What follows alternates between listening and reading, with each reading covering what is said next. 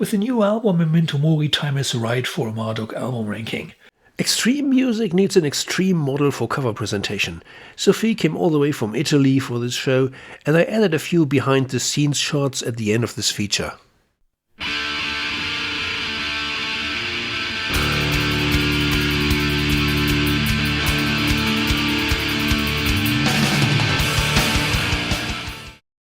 In an interview for Legacy magazine, Morgan described Danse Macabre as the final album of the Blood, Fire, Death trilogy, a concept album about death. This idea is quite similar to what they did on the most recent album, Memento Mori, and I definitely prefer that one. Of course, after Panzer Division, they couldn't just make another fast album, but some slow songs here, like the 8-minute title track, are frankly quite boring.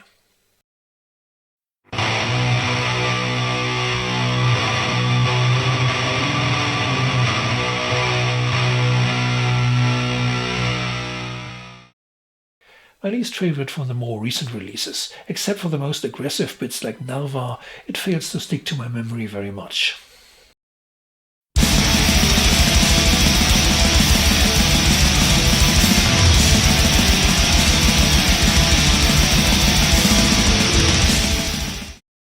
In the early 90s, death metal was so big in Sweden that nearly every new metal band started in that subgenre, even if they developed into a totally different musical direction later. See, for example, Therion and Tiamat.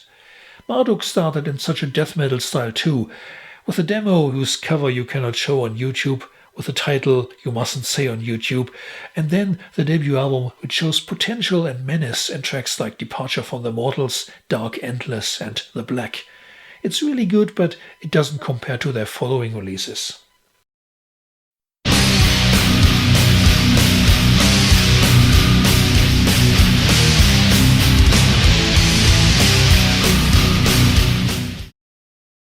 I saw the band on the tour for this album with headliners Cannibal Corpse. It was an all-death metal billing with Marduk as the only black metal band in between, but they managed to impress an audience who hadn't been coming for them.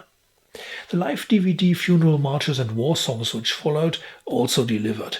It was a great time to see the band still with Legion on vocals. World Funeral is a well-produced album, in fact so clean that people who want their black metal raw might dislike it for that reason.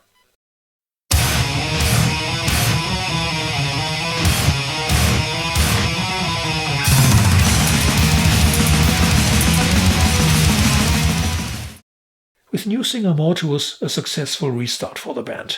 The high aggression level is broken up by the atmospheric death march and the slow Perish in Flames. The production sounds very different from the previous World Funeral. It's alive, real, organic, more like the early albums.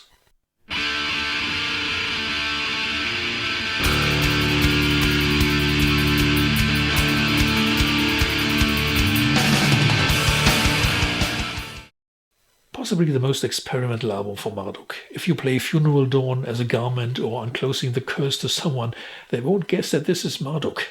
Dare I say they are almost subtle on this record? Marduk are introducing a lot of elements from outside the black metal box. Why not forgetting blast speed and sanity in tunes like Into Utter Madness?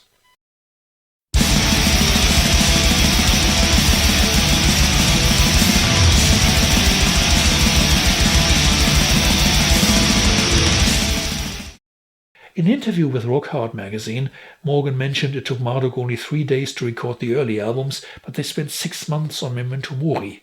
No wonder they created a convincing output at the end, especially Mortuus' vocal performance might be his best ever. Do your worst! From slow songs like As We Are to fast stuff like Charlatan or Heart of the Funeral, Marduk are proving their skills. One of my favorite tracks is Marching Bones, which, despite its maniacal speed, manages to maintain a headbanging groove in the chorus. No Marduk fan will be disappointed with the new LP.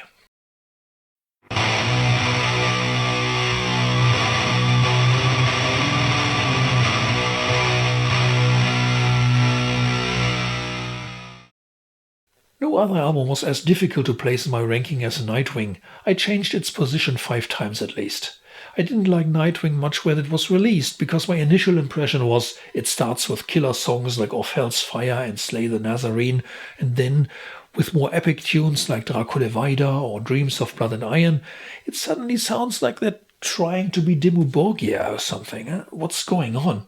Legion gave an explanation for this in an interview with Oblivion magazine. He said they wanted more variation on Nightwing, and the increase of mid-tempo parts was probably caused by their earliest influences like Iron Maiden and Manowar. Nightwing is a good album, I would say today, but somewhat undecided about the direction they wanted to take.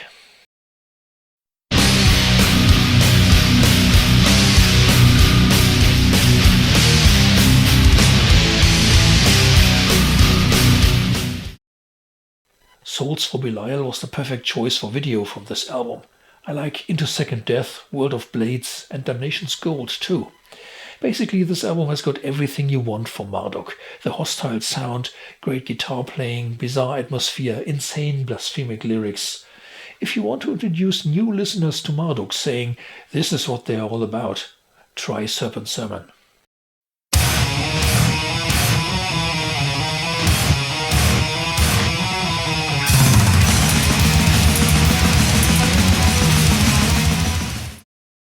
Romans 5:12 is the longest Marduk album, but not boring for a second because musically it's an exciting mix of brutal tracks like Cold Mouth Prayer with slower but sick and unsettling tunes like Imago Mortis. Lyrically they go back to traditional black metal subjects, anti-church. In Accuser, Opposer, they even gave clean vocals a shot featuring Ellen from Primordial. It feels like this album had a bit more inspiration than others.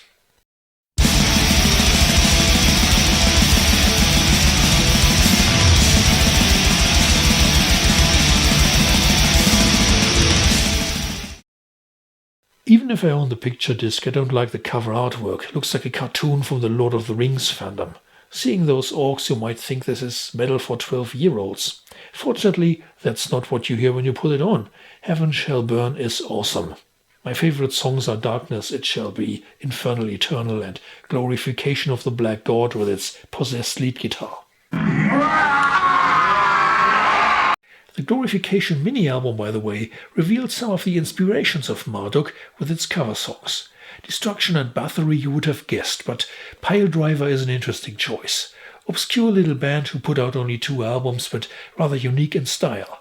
They loved over-the-top, provocative lyrics, which is clearly something Marduk picked up on.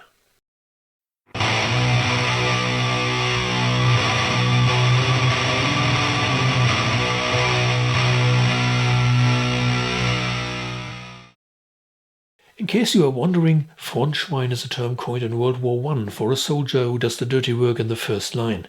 Even if it sounds insulting, it's showing respect too, acknowledging that these poor devils are tough guys.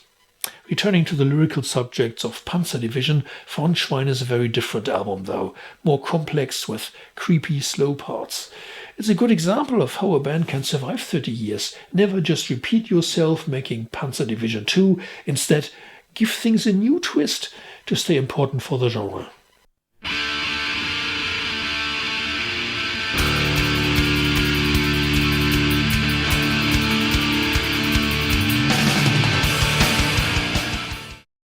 Those of the Unlight was the first Marduk album I bought, back in the 90s when it was their new album.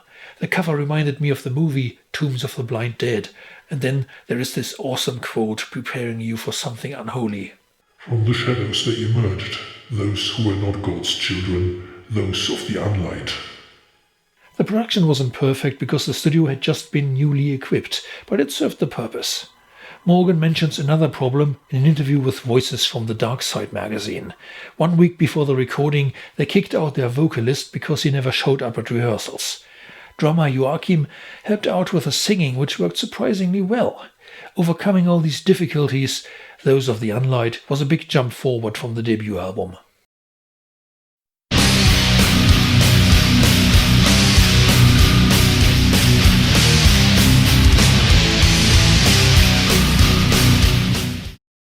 In an interview with Ablaze magazine, Morgan described the development since Those of the Unlight, saying that Opus Nocturne is faster, more brutal and even darker.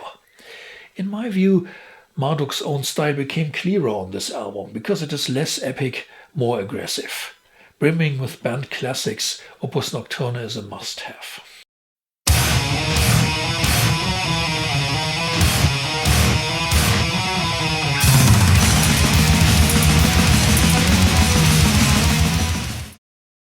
War is an extreme subject, crying for extreme music. Both Thrower were the slow death metal masters for this type of lyrics, while Marduk created their faster black metal approach with Panzer Division Marduk. Keeping the LP deliberately short at 30 minutes, this merciless speed attack was one of their most important albums because it expanded the definition of what Marduk stand for, not simply another satanic band. It completely blew me away when Osmo sent me this promo copy around.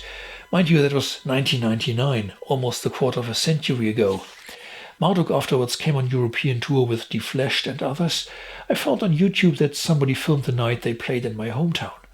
Thanks for the memories and goodbye.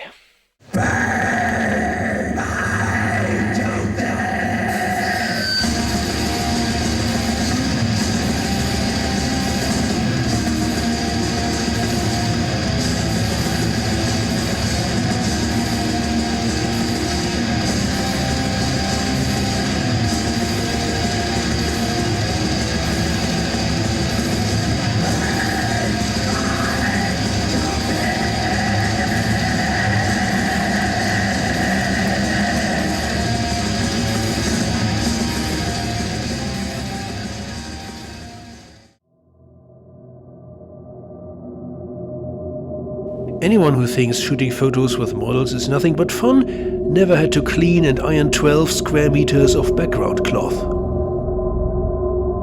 Sophie, on the other hand, was very nice and easy to work with.